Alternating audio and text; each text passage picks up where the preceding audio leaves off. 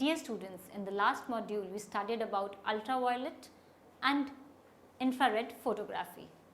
In this module, you will be able to know what is photomicrography, close-up and macro photography, how to control light's direction and various light arrangements that are available.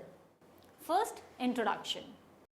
Making photographic records or imaging for microanalysis of various kinds of evidential objects through various techniques is a challenge in forensic science. Be it a small part of human hair, fiber or a cleverly forged document involves the use of photomicrography, macrophotography and other techniques like using oblique light, transmitted light, etc. Before going in depth of the techniques, let us learn the definitions of microphotography and photomicrography. The Royal Microscopical Society states microphotography, photography particularly of papers arranged to create small images which will not be studied without enlargement, not to be tangled with photomicrography. This is generally not required in forensic imaging. Second is photomicrography, the recording by taking pictures of an image created by a microscope, that is photography through a microscope. This should not be confused with microphotography. Forensic documentation often needs to take pictures of objects like blood spatter on walls, footwear impressions or innumerable small objects on the ground. Sometimes it is the less significant features of superior objects that assist as the evidence. The photographer must be imaginative, impulsive and also prepared to properly capture the pictures of these kinds of subjects with accuracy. Take pictures of all evidence at proper place or the situation as discovered before the gathering and transference to the laboratory for documentation and analysis. Photographing the location, orientation, situation and relationship of an object with the scene as a whole is just as critical as photographing close-ups of the evidence. Now, photomicrography. Photomicrography is extensively used in forensic labs and other fields which require study of minute particulars. In the 19th and 20th centuries, photomicrographs, also called micrographs, were formed by linking or bring into line a film camera with a microscope, a complex procedure. Digital technology had permitted the two devices to be by electronic means synced in order to view live images in real time. Photomicrography was pioneered in 1800s and scientists rapidly appreciated that it will enable the study of microscopic matter. When forensic science started using it in crime investigation in 20th century, photomicrography turned out to be a vital tool for examining trace evidence, tiny details that can connect a suspect to a crime scene. Camera zoom lenses and microscopes based on basic principle by using magnifying lenses and sometimes mirror to expand a point while holding clear focus. Initial photomicrography comprises complex settings of cameras and microscopes. Digital technology has eliminated and eased the requirement for such painstaking device arrangement and alignments. In photomicrography, the variety of entire magnification is generally from 10x to 1000x. Total magnification will depend on the magnification of the optical setup, on the size of the image sensor and on the size of the paper print. The main aspect of photomicrography is the lighting, which comprises the kind of light source, collector lenses, condenser and correction filters.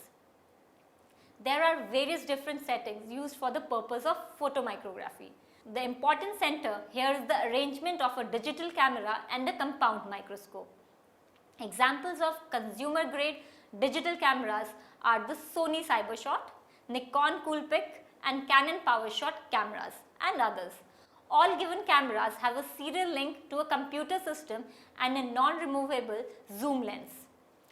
There are essentially 3 different ways of using such a consumer grade digital camera to take out pictures by a microscope. The first one, a very basic and inexperienced way of taking pictures, is to use an eyepiece with a rubber ring.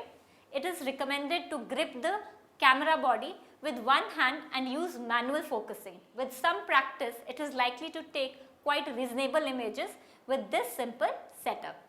The second possibility is using an adapter directly mounts on the camera to a regular eyepiece.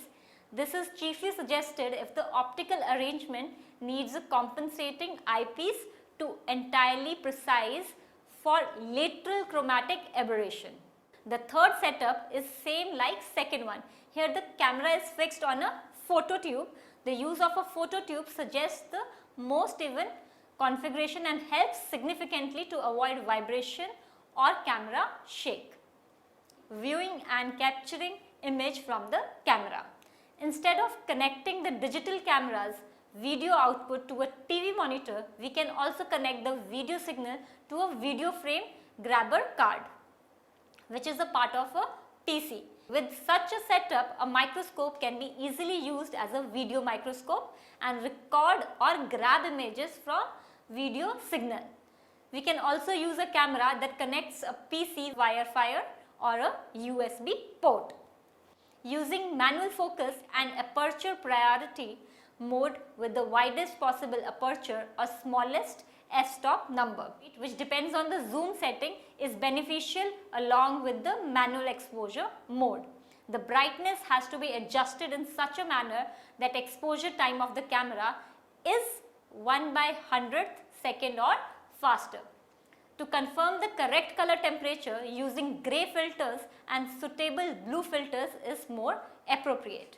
The Nikon Eclipse microscopes support a nice feature that allows adjusting for the correct color temperature more easily using a special photo button on the left side of the frame. Now close-up and macro photography. Macro photography is the form of photography known to be the photography of small objects. The fine details noticed in a macro photograph can deliver extraordinary information. A close-up of a blown fuse can give clues as to how the fuse blew. Alternatively, clean round ends on the separated fusible link would specify a longer and less severe condition. Magnification is an important aspect of macro photography. Magnification explains the association between the real size of the object and the size of its picture on the sensor of the camera. Photographing a 3 cm, that is approximately 1.18 inches, long subject so that its image size is 1 cm, that is approximately 0.39 inches on the sensor, means that the magnification is 1:3 or 1/3 life size.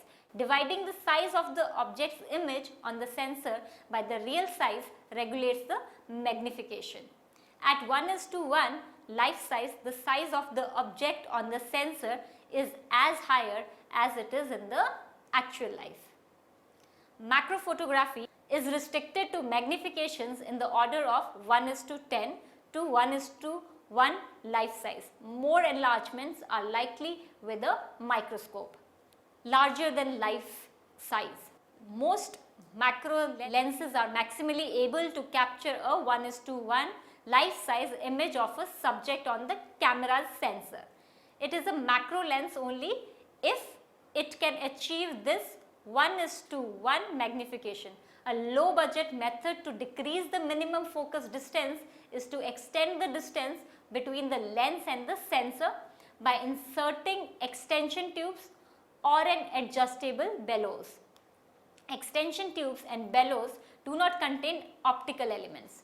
The farther the lens is from the sensor, the closer the minimum focusing distance, the greater the magnification. A small disadvantage is that the use of extension tubes and bellows may not preserve autofocusing, auto exposure and auto aperture operation.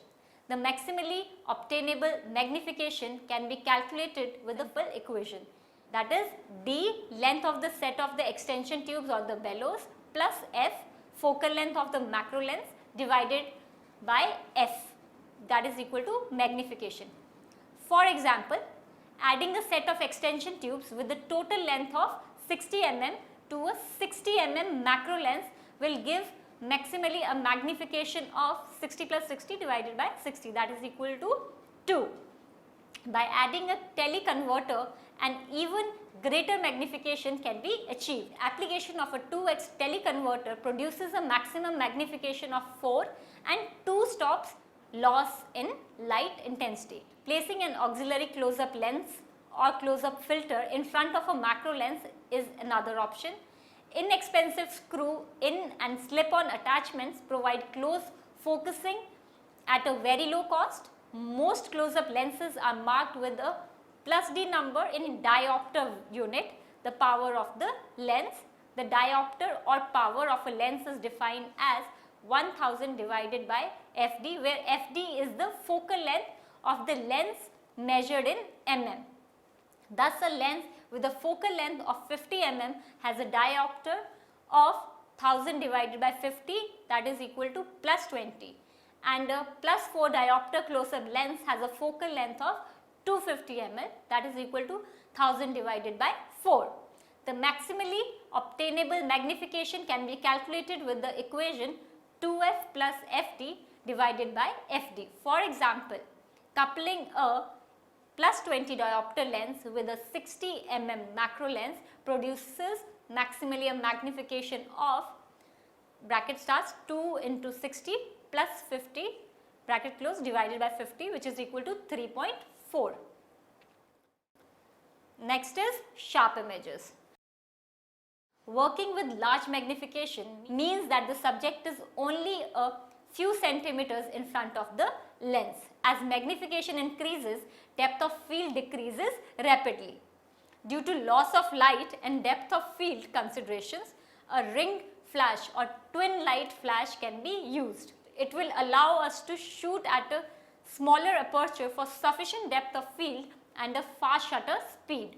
It is critical to focus carefully in microphotography since the limited depth of field available isn't sufficient to mask minor focusing errors. Next is controlling light's direction. Controlling light for studio photography is placing the light in such a way so that the subject's three-dimensionality can be emphasized. Lights should be always off to the side or slightly above and never on the axis. Front or axial lighting. Here the light originates at the camera. The best known example is on camera flash. Axial lighting, especially when it is primary photography, lighting source renders the subject flat and shadowless. Then is side lighting, 45 degrees to axis, moving the light source to a 45 degree angle to the taking axis reveals shadows. This adds to the sense of depth in our subjects. Next is texture lighting, that is 90 degree to axis. Light that grazes a surface from a low angle, it shows off the texture and structure of surfaces. Next is backlighting. Light that originates from behind the subject can be useful especially with transparent or semi-transparent subject. This is useful in document photography. Then is specular lighting. Specular highlights are bright reflections of shiny surfaces originating from point source lighting. They show up in photographs as very bright points. Specular highlights are a side effect of the main lighting source. Here are some examples. Next is front or axial lighting. Left shows no depth, whereas 45 degree side lighting right begins to show some of the form of the orange. On the left, front lighting casts a distracting shadow and creates reflection. On the right, the same light was bounced off a white card placed behind the glass, achieving two effects, that is pleasing backlight, which causes the liquid to glow, and a soft light eliminating hard edged shadows. Kindly note the highlights on the rim. Now small evidences. First image, this image was exposed with a ring flash on the camera to reduce harsh shadows that could be caused by the high ratio of subject relief to subject size. Next image, the distorted filament inside this car headlight indicates that the low beam of the headlight was in operation when the vehicle encountered an obstruction. It was not possible to use a scale on the image, so the magnification had to be calculated.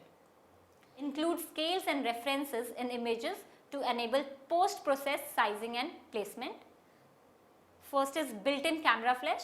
The built-in flash on a camera may be suitable for general photography, but it is not appropriate for macro or close-up photography.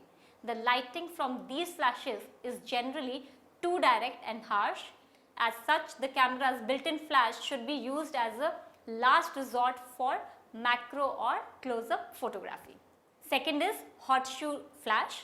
The hot shoe electronic flashes are external flash units that fit onto the top of DSLR camera. These flashes can generally be used for all types of photography. It is possible to use a hot shoe flash unit for macro photography. However, it may sometimes be difficult to achieve the right lighting. Third is macro ring light or flash. Macro ring light or flash units were originally made for dental photography. However, they are now commonly used in macro photography. A macro ring flash is a circular flash unit that is mounted to the end of the lens. They lit up the subject evenly and provide a shadowless image. As such, these are suitable to be used in poor light conditions. Fourth is double or dual or twin macro flashes. The double, dual, twin macro flash units are the ultimate flash for all macro photographers. Instead of a single circular flash unit, two flash units very similar to mini hot shoe flashes are mounted around the lens and they can be moved around in a circular motion. Double macro flash units can be controlled individually. Next is various lighting arrangements. Direct lighting. It uses normal copy lighting with one or more light sources at 45-degree angles. Second is direct reflective lighting. In this, light is reflected from the object into the lens. Put the object at a 10-degree angle from the lens to film plane and put the light source at a 10-degree angle from the subject. The light source reflects at a 20-degree angle into the lens. The light source may need to be diffused to prevent hot spots. This method creates very high contrast. Third is oblique lighting. It uses a light source at a low angle, usually to mark detail through shadows in the subject surface. It is usually used when photographing impressions, tool marks and various kinds of fingerprints. Bounced lighting. Light is bounced off a white or reflective surface. The bounced surface may be positioned at different locations above or to one side of the subject to create the desired effect. This usually produces even non-glare lighting with low contrast. Next is diffused lighting. An opaque material is put between the light source and the object to diffuse the light. This generally results in uniform illumination with condensed reflections and hot plates. Results of diffused lighting.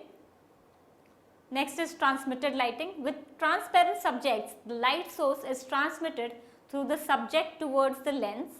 The angle of the transmitted lighting is adjusted from 90 degrees to 45 degrees for the desired effect. Then results of transmitted lighting. Sometimes it is necessary to pass light through an article in manner to visualize certain details. This process is called as transmitted illumination. In the above illustration, the transmitted illumination is used to demonstrate a physical match between the two torn edges of the note. Front directional or axis lighting. A piece of glass is put between the subject and lens at a 45-degree angle. The light source is positioned parallel to the film place and 45 degrees to the glass. During light transmission from the glass, some is reflected downward on the subject.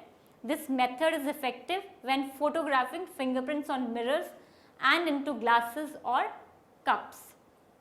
Now we will conclude with the summary. First, making photographic records or imaging for microanalysis of different types of evidential objects through various techniques is a challenge in forensic science. Second, forensic documentation often requires photographing objects such as blood spatter on walls, footwear impressions or innumerable small objects on the ground. Third, instead of linking the digital camera's video output to a TV monitor, we can also attach the video signal to a video frame grabber card, which is a part of a PC. Fourth, oblique lighting uses a light source at a low angle generally to show details by forming shadows in the subject surface. Fifth, the light source is positioned parallel to the film place and 45 degrees to the glass, while the light is transferred by the glass and some of it is reflected downward on the subject.